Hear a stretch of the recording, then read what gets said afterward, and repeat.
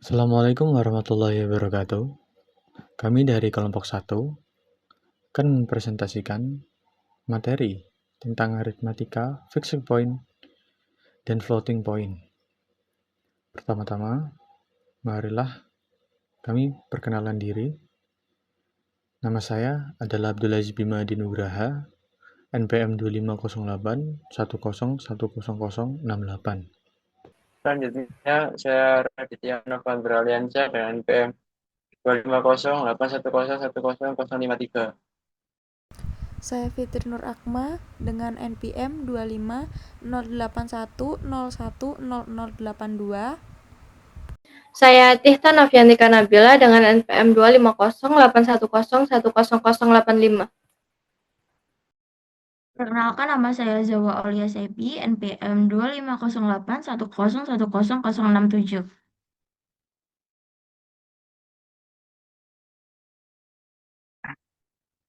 Baik, kemudian untuk materi berikutnya saya serahkan kepada penjelasan.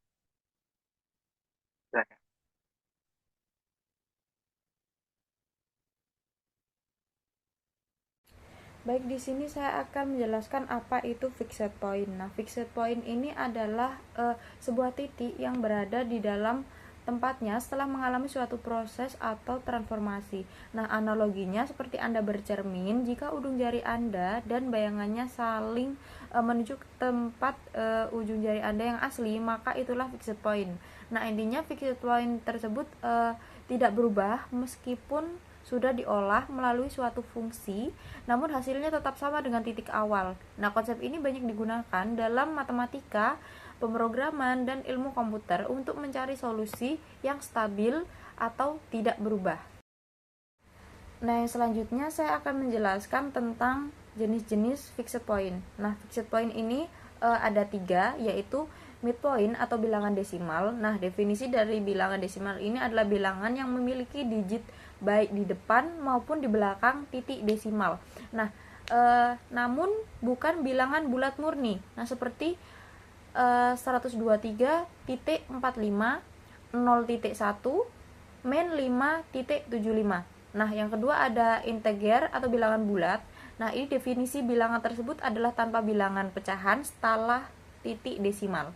Nah, ciri-cirinya ditulis dengan 100 atau tanpa titik, yaitu 100.0. Nah, contohnya adalah 42 min 10 atau 100.0. Nah, lalu yang ketiga ada pecahan faksional. Nah, definisi bilangan tersebut hanya memiliki digit setelah titik desimal dengan digit sebelum titik sama dengan 0. Nah, ciri-cirinya nilai antara min 1 dan 1. Nah, namun ini tidak termasuk ke dalam nilai diantaranya ya, yang berarti contohnya adalah 0.5, 0.25 atau min 0.75 begitu. Nah, perbedaan utamanya terdapat pada integer atau yang disebut dengan digit atau digit titik 0 begitu. Berarti harus digit dulu, terus lalu titik, lalu angka 0. Nah, lalu untuk pecahan ini dilakukan dengan penulisan 0 lalu titik baru digit. Nah, lalu untuk midpoint, untuk digit, titik, digit, lalu kombinasi antara keduanya begitu. Nah, selanjutnya akan dijelaskan oleh teman saya.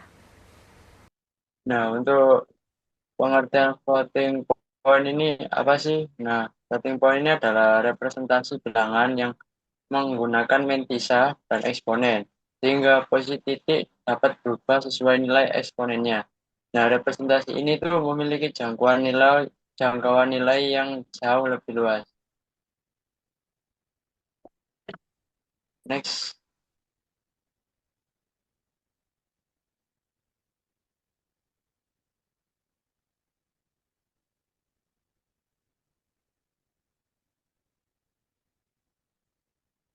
Bim, contoh nih, Bim. Nah, untuk halaman selanjutnya yaitu ada contoh floating point, yaitu perangkat penunjuk untuk navigasi. Nah, Floating point ini juga dipakai karena mampu menyimpan angka yang sangat besar atau sangat kecil dengan akurasi yang sangat tinggi. Dalam sistem navigasi ini angkanya itu seperti koordinat dan kecepatan maupun jarak itu harus dihitung sangat presisi. Contohnya itu GPS atau sistem navigasi Maps gitu. Dan GPS ini harus menghitung posisi berdasarkan sinyal satelit yang berjarak 20.000 kilometer dari bumi dan perhitungan waktunya itu memakai satuan eh, nanodetik. Jadi semua ini tuh butuh angka yang presisi yang sangat tinggi. Nah, kenapa sih floating point ini dipakai?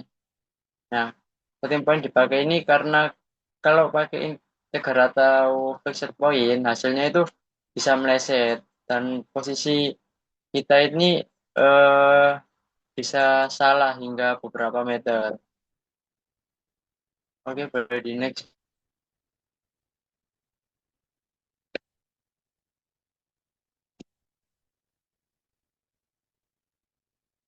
Oke, selanjutnya saya akan menjelaskan mengenai perbandingan fixed point dan floating point. Seperti yang dijelaskan teman-teman saya sebelumnya, di sini perbandingannya adalah floating point adalah cara penyimpanan angka yang bisa menggeser posisi koma. Keunggulannya dia bisa menyimpan rentang angka yang sangat besar maupun sangat.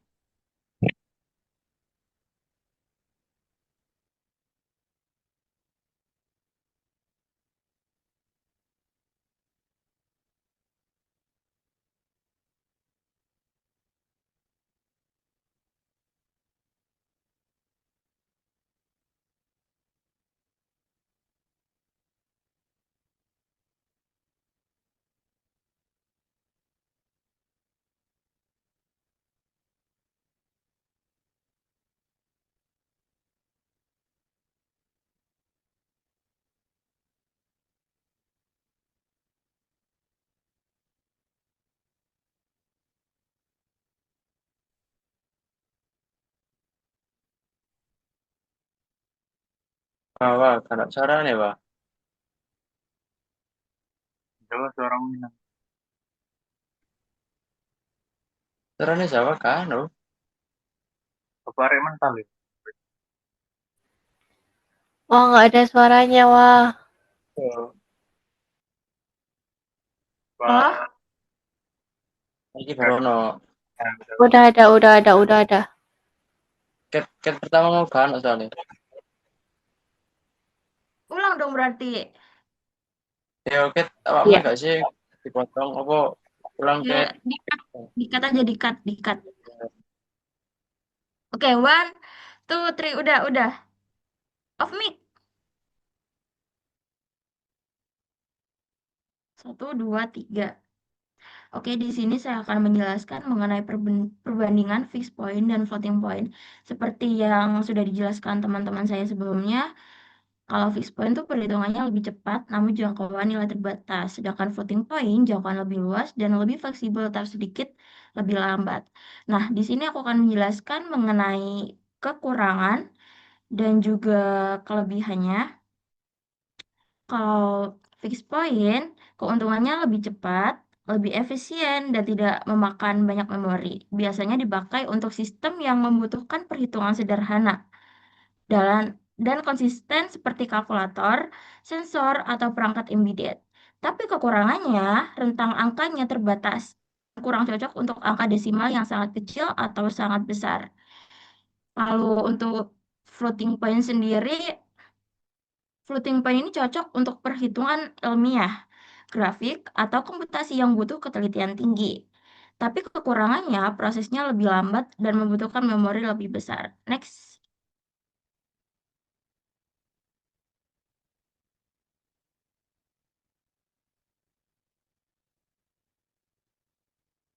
Selanjutnya, overflow dan underflow. Underflow terjadi ketika hasil perhitungan lebih kecil dari batas minimum yang bisa disimpan komputer. Misalnya, komputer hanya bisa menyimpan nilai minimal 0. Kalau kita hitung 0 min 10 sama dengan min 10, komputer tidak mampu menyimpan angka itu sehingga underflow terjadi. Underflow juga sering muncul pada angka pecahan yang sangat kecil sampai komputer menganggapnya 0. Kesimpulannya, underflow hasilnya terlalu kecil untuk direpresentasikan komputer. Lalu ada overflow yang terjadi ketika hasil perhitungan melebihi batas maksimum yang bisa disimpan komputer. Komputer punya kapasitas angka tertentu, jadi kalau hasilnya lebih besar dari batas itu, komputer tidak bisa menyimpannya dan muncullah overflow. Contohnya kapasitas maksimum 8 bit adalah 255. Kalau kita hitung 255 ditambah 10 sama dengan 260. Angka 260 ini sudah melewati batas. Karena itu komputer akan menampilkan nilai yang salah atau melompat ke angka kecil. Jadi intinya overflow adalah hasil yang terlalu besar. Next.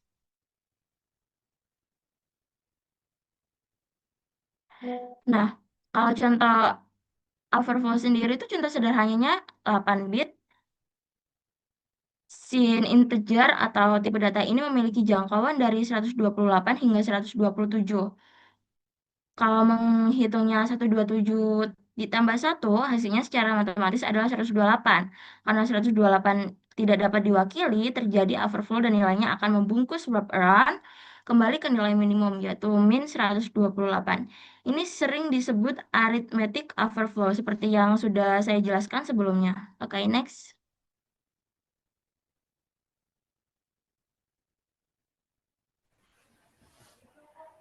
Oke, di sini saya akan menjelaskan mengenai normalisasi floating point.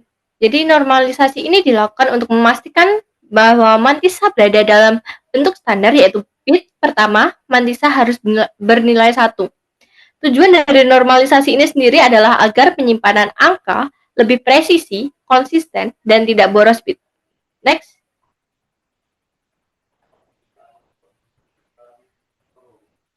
Cara normalisasi ini sendiri yaitu jika mantisa digeser ke kiri, maka eksponen harus dikurangi. Jika mantisa digeser ke kanan, maka eksponen harus ditambah. Normalisasi menghasilkan format mantisa yaitu 1.xxx kali 2n yang 2 pangkat n yang lebih akurat dan seragam. Next. Baik, untuk fungsi normalisasi. Normalisasi dalam presentasi angka komputer itu seperti pada floating point, yang fungsi utama yakni meningkatkan presisi, seperti memperjelas dan memaksimalkan kecepatan penyimpanan angka. Yang kedua adalah standarisasi format, yakni membuat format angka seragam dan mudah diproses oleh komputer. Yang ketiga, yakni mencegah redundansi, yakni menghindari adanya representasi ganda untuk menilai yang sama. Memastikan setiap angka memiliki representasi floating point yang unik. Dan yang terakhir yakni stabilitas perhitungan. Memastikan perhitungan floating point yang digunakan untuk angka sangatlah besar atau kecil, sehingga dapat berjalan dengan stabil dan akurat. Kemudian kesimpulannya, fixed point dia lebih cepat, namun jangkauannya sangatlah terbatas. Kemudian untuk floating point, dia lebih fleksibel, mampu menyimpan nilai yang sangat besar maupun sangat kecil. Untuk overflow, konsep overflow, angka terlalu besar, dan underflow, angka terlalu kecil, menunjukkan batas, presisi, dan konsistensi yang dapat dicapai oleh sistem. Kemudian untuk pentingnya normalisasi adalah sangat krusial untuk menjaga perhitungan floating point untuk tetap presisi dan konsisten di berbagai operasi. Baik, sekian dari presentasi kami. Terima kasih atas waktu dan perhatiannya. Mohon maaf bila ada kekurangan. Wassalamualaikum warahmatullahi wabarakatuh.